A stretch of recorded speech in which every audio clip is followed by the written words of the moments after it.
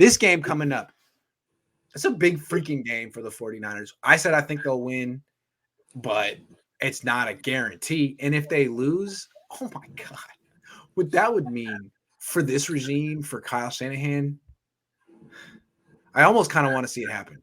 But really, it would be catastrophic Dude, for this season. like It would be catastrophic for this season. So what's this? Why do you call this a Crossroads game? I think it's a crossroads game because it's a crossroads for their season. It's crossroads. It might be a crossroads for this regime, right? Because we just touched on it a minute ago. It's like who's starting? Is it Jimmy Garoppolo or is it Trey Lance? And if it's Trey Lance, I mean, if it's Garoppolo, they're telling you what they're making a choice for this season and where they want to go.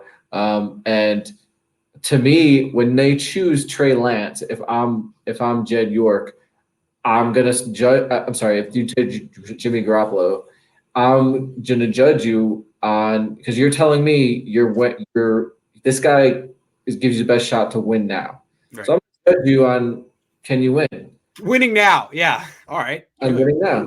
If they started Trey Lance, I'm gonna judge you on does this develop? Can you and like if you went 8-9 but he got steadily better and the offense looked really good by the end of the year, I'd be crazy to fire you.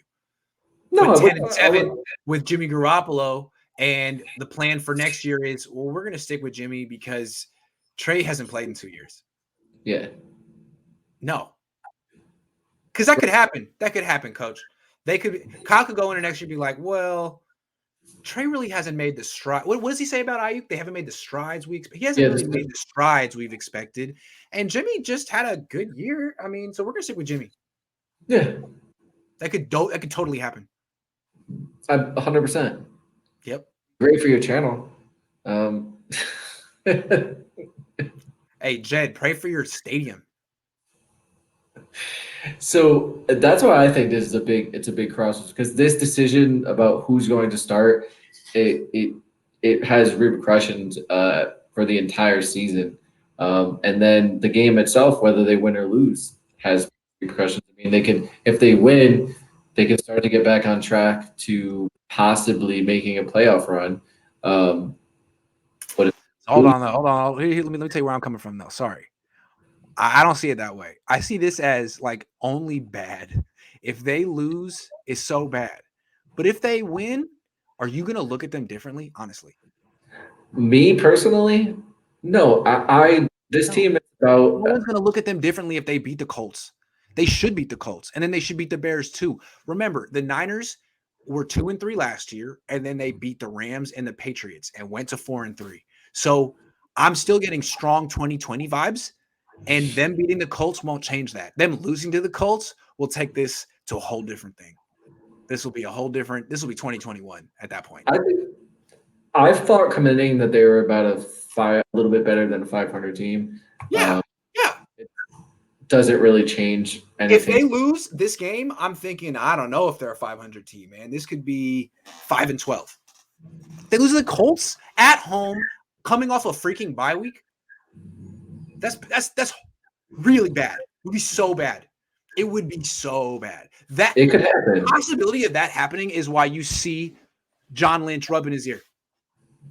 He looked like a guy who's not that confident.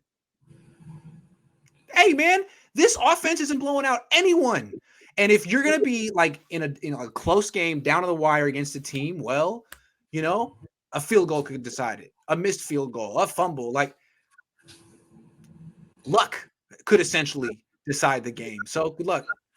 And that quarterback is a physically capable quarterback. If he's on last year, I saw him last year. And he's a lot like Jimmy in the sense that they're going to get hurt, and fast. So it's a waste of time having him on your team. But while they're out there, I much prefer a Carson Wentz type skill set to a Jimmy Garoppolo type skill set. That's just my preference.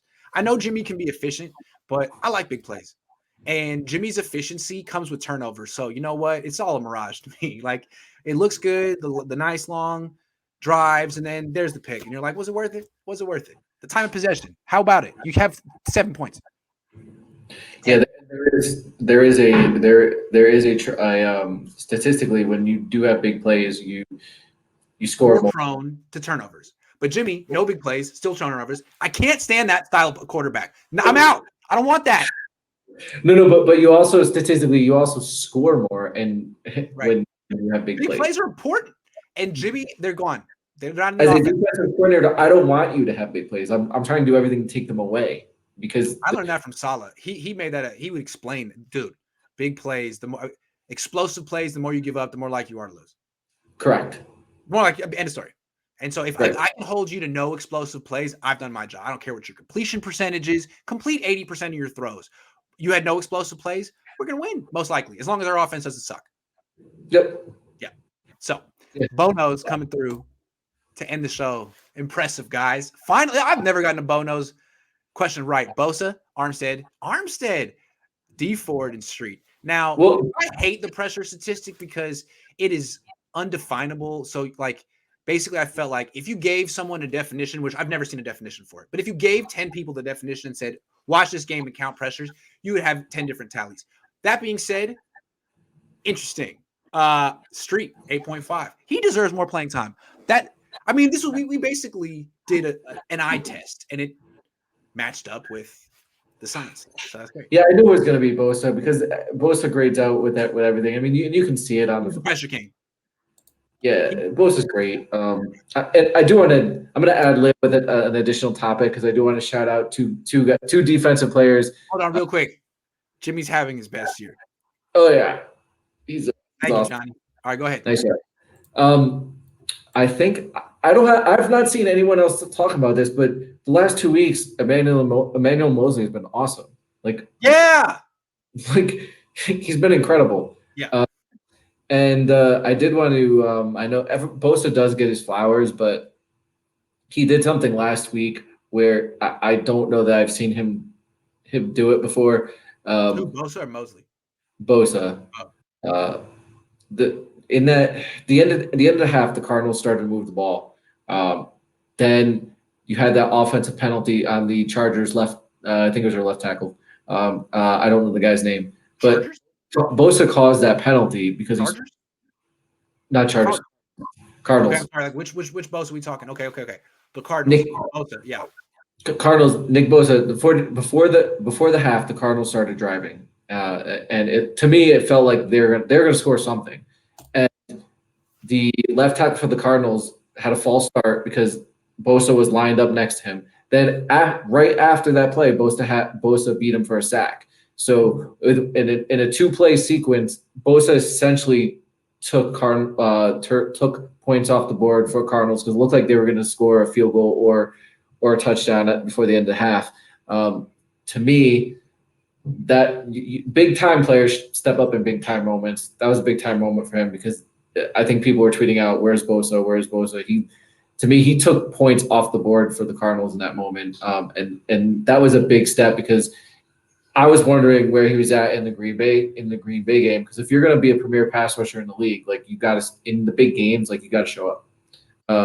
So that was a great job. I thought Bosa had a great game and that was a big moment for him stepping up. And then as we touched on before, Mosley's been awesome in the past couple weeks, and if he's trending that way, if the 49ers can find another corner at some point, then they'll be in great shape. MD 2020 says Buckner is going to be all over that Jimmy G derriere. Just saying. No, the 49ers guards are awesome. I think. Yeah. I think why you say that. Fine. Yeah. The right guard. Yeah. The right guard position. That's where it's at. It's a good. Things that make your stomach turn. DeForest Buckner against Daniel Brunskill.